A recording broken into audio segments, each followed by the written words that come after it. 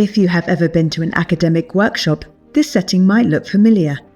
Experts presenting, debating, agreeing, disagreeing.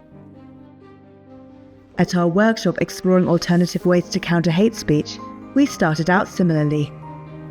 But knowing how costly it can be to verbally confront aggressors, we approached hate speech differently, bringing together experts not just from academia, but also artistic directors, activists, and educators, contributing unique perspectives on how to develop a low-cost, collective response to hate speech, accessible to ordinary citizens.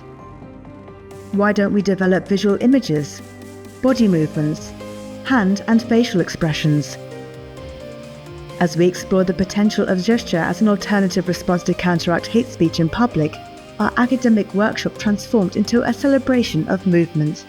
At MI3, by bringing together academics and civil society stakeholders, our workshop offered a unique platform for interdisciplinary dialogue.